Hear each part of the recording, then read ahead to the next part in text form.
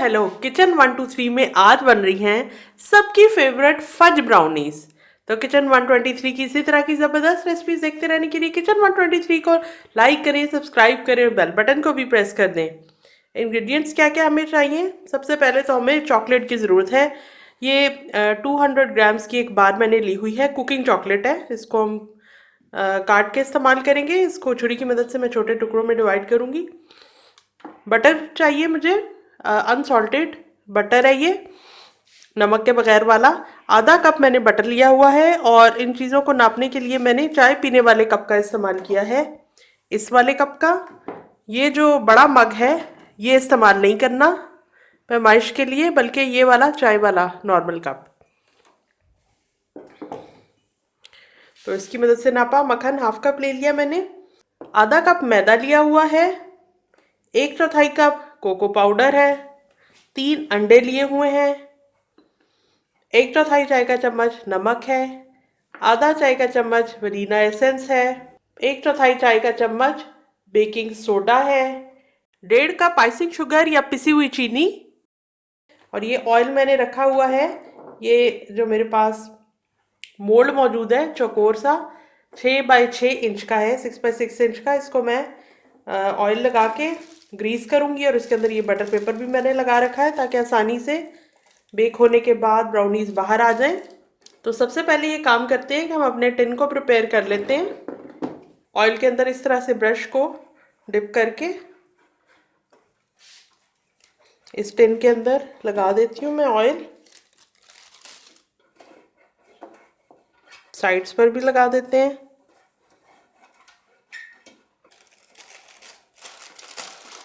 थोड़ा सा बाहर छोड़ा हुआ है बटर पेपर ताकि इजीली हम निकाल सकें।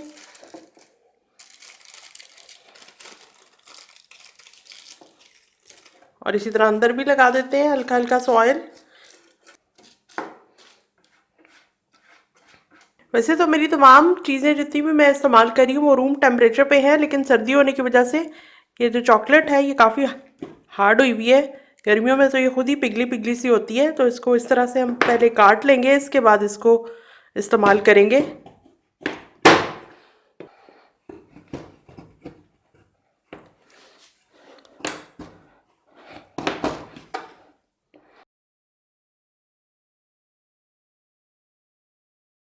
बिल्कुल हल्की मैंने आंच की हुई है ताकि मक्खन और चॉकलेट जो है वो जले ना। पहले मैंने ये अनसॉल्टेड बटर हाफ कप जो मैंने लिया था ये इसके अंदर डाल दिया है पैन के अंदर। और जैसे ही ये मेल्ट होता है इसके अंदर फ़ौरन से मैं चॉकलेट डाल के मिक्स करूँगी। ज़्यादा हमने इसको पकाना नहीं है, बस बटर को और चॉकलेट को आपस में हमने मिक्स करना है और लगातार चम्मच चलाना है। बिल्कुल भी इधर उधर कोई और काम ना करें इस दौरान।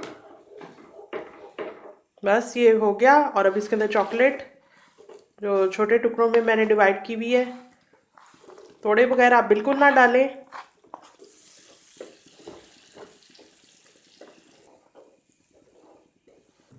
बस अब चूल्हा बंद कर दें। थोड़ी बहुत जो रह गई है चॉकलेट पिघलने से उसको इसी तरह चम्मच की मदद से प्रेस करके मिक्स कर लें। हीट पर से मैंने इसको हटा लिया है।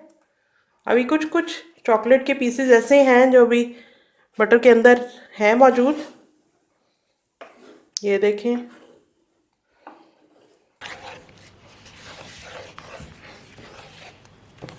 अब ये 4 ड्राई चीज़ें हम एक प्याले के अंदर डाल के मिक्स कर लेते हैं। ये मैदा है, कोको पाउडर,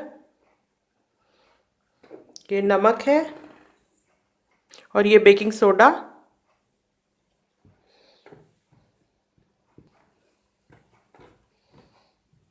ये पिसी हुई चीनी को इस बड़े से प्याले के अंदर मैंने डाल दिया है। अब एक एक करके मैं इसमें अंडा डालती जाऊंगी।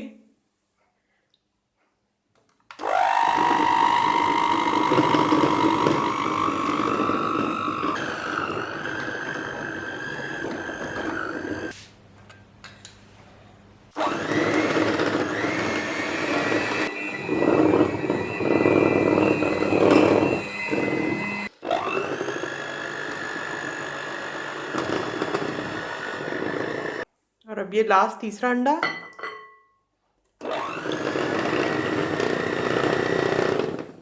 वनीला एसेंस ऐड कर रही हूँ।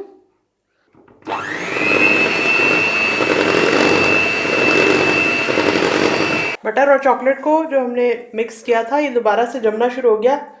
बस हमें इसको इतना ठंडा करना है कि इसके अंदर ज़्यादा हीट ना हो, नीम गर्म सा भी हो तो ठीक है, लेकिन गरम गरम अगर आप इसमें डालेंगे तो मिक्सर ख़राब हो जाएगा। इसको एक दफ़ा मिक्स कर लेती हूँ और इसके बाद इस बोल के अंदर ऐड करती हूँ।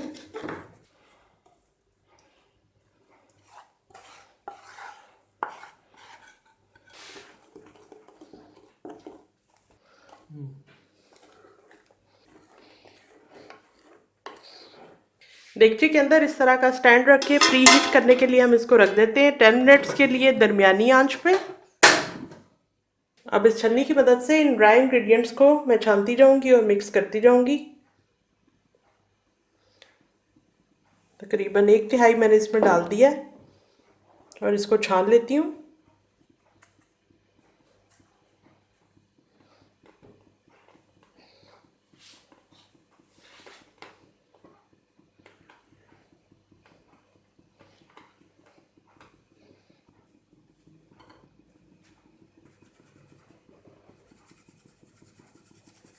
ये देखें गुठलियाँ ऊपर रह गई हैं, इन चीज़ों को फेंक देंगे।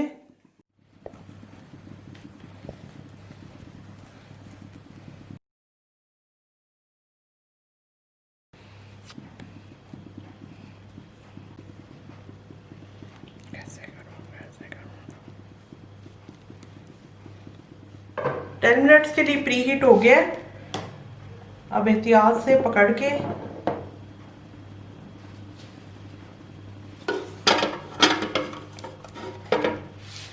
सेंटर में रख रही हूँ और आंच मीडियम लो में कर रही हूँ, 1/3 यानी बिल्कुल कम मध्यम आंच।